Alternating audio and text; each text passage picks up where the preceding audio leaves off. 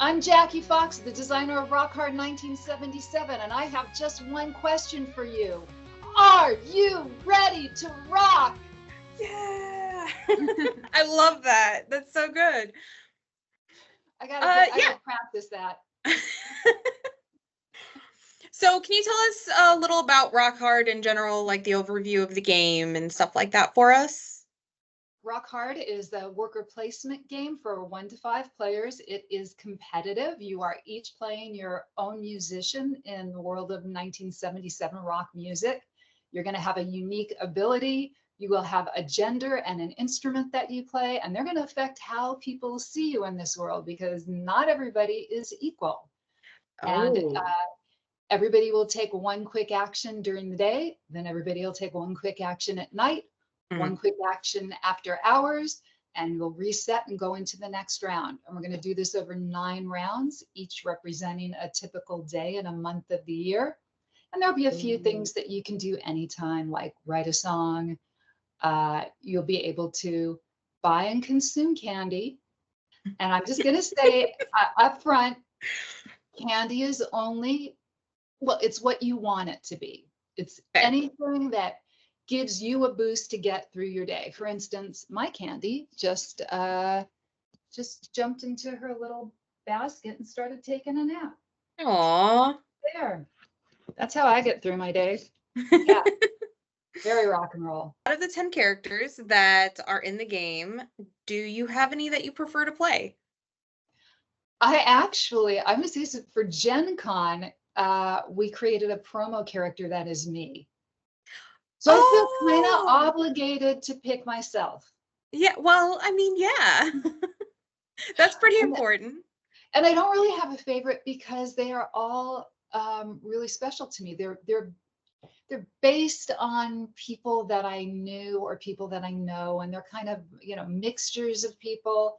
So I can pick up Kimmy Kim, who is the first character that I designed, and she reminds me of one of my best friends from the 70s, who was this absolutely stunning Asian American woman. And people don't think of people of Asian descent as being rock stars, but there were plenty of people out there on stage doing it. And it's kind of a reminder that I won't say everybody was exactly welcome, but everybody was there.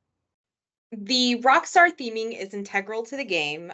Were there any mechanisms that you wanted in the game but had to drop to fit, or aspects of the Rockstar lifestyle that you couldn't quite tie in?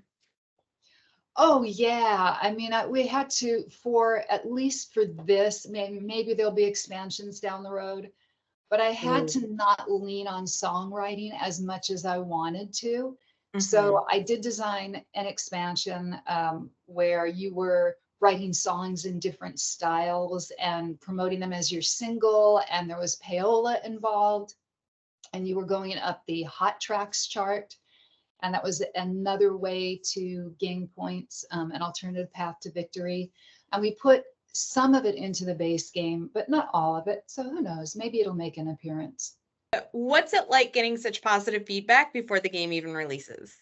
Terrifying, honestly, because I do feel, I mean, I'm sorry, Elizabeth Hargrave, not only shattered the glass ceiling, she picked up those glass pieces and turned them into sand and then, threw them in everybody's faces and just said, "Hi, we're here." So I don't feel like I have to do that. Um, but because I come from a world where I did have to do that, I always feel that pressure to represent. And so I want the game to be as good as possible. And I never want to leave people disappointed. This is, DeVere, I don't know how they got this game down to the price point that they did with amplifiers that actually, where you can turn the knobs to track your stats. But they did, it's less than $40. Yeah. And so, which is amazing for a game, but I still feel like somebody went and earned that 30, $40, and I don't want them to feel like it was a waste of their money. I want them to get their money's worth. Yeah, It's, absolutely. I always felt that way performing. It's like somebody's paying their back then $2.50 And it didn't matter if I was sick, if I was tired, if I was in a bad mood, the minute I hit the stage, everything was on. Everything had to be the best performance possible. And I feel that way about my game. How much of your experience in music was used in the game? A ton of it. Not just my experience as a performer, but my experience doing music publishing, doing record promotion, working for one of the top managers in the business. So, and being an attorney that represented people who were getting record deals. So I put a lot of the business side, and obviously it's simplified to be in game form and to be digestible.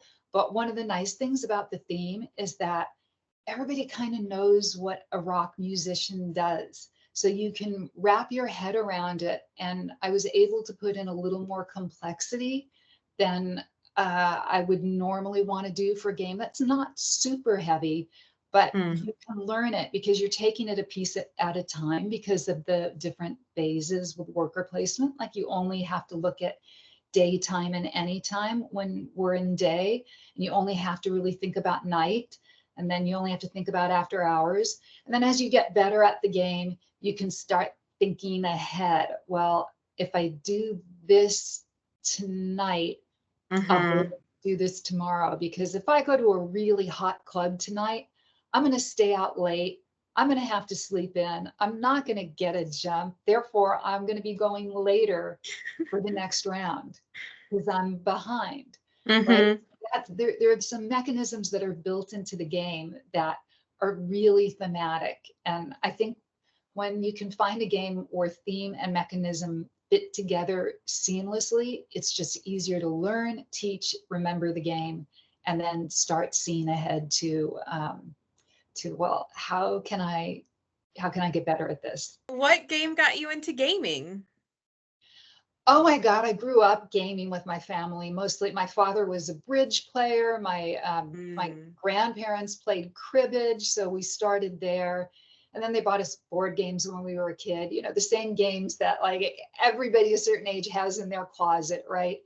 Sorry, Life, Monopoly, that kind of stuff, the non-game games. And and I kind of forgot about it, did some video games and role-playing games when I was in college. Very And then nice. a friend just posted on his Facebook page, he was thinking about getting back into D&D. And I thought, oh, that sounds fun. Let me see if there's a meetup. And there was near my house, but they were like, come with a level 8 character, blah, blah. I was like, nah, I need a little more hand holding than that. Oh, but look, there's a board game meetup across the street. I'll check that out. Walked in, got invited down to a table. We played 3 completely different games, and I was instantly in love.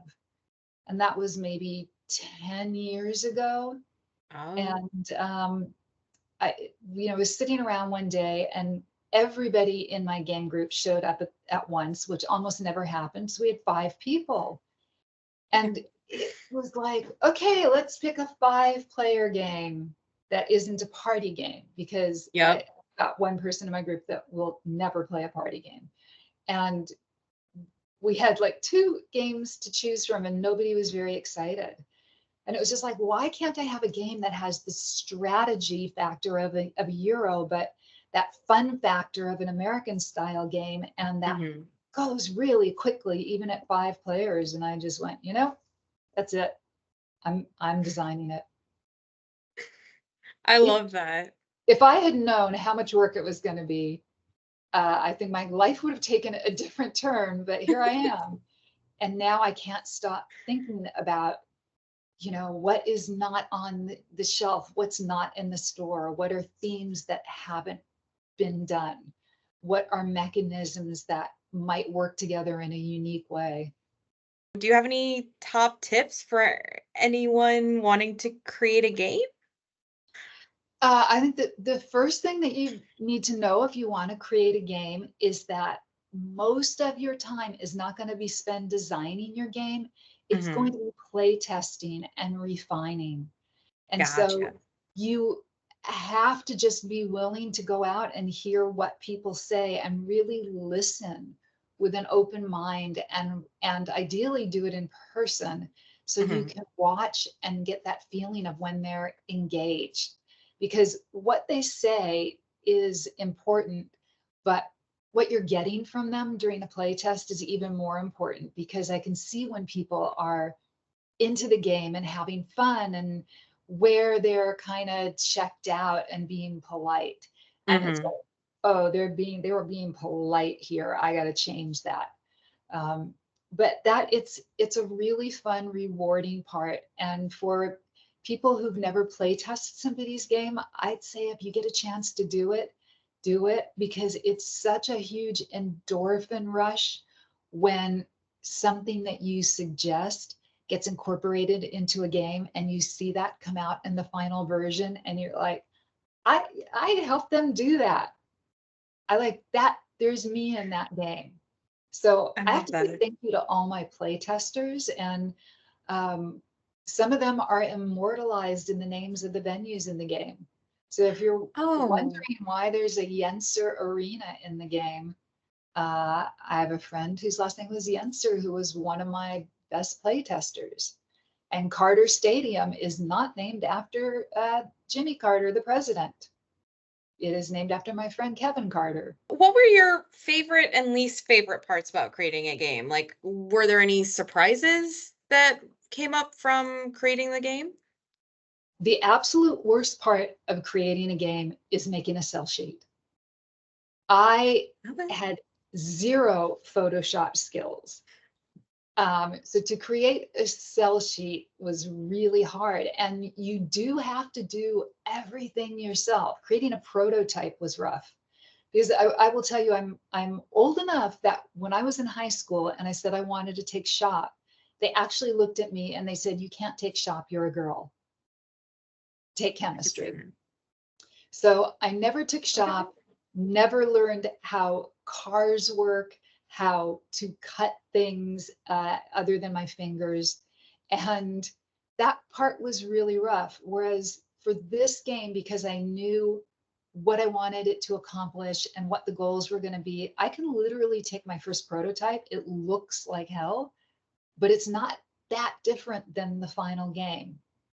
It really kind of just came out of me, like Athena out of the forehead of Zeus, almost fully formed. Um, and so it was just a matter of refining it, making it a little shorter, a little more complex. I had a lot of fun with the design process. For me is not unpleasant. It's a lot of problem solving, and which is kind of like playing a game. What do you see yourself doing next?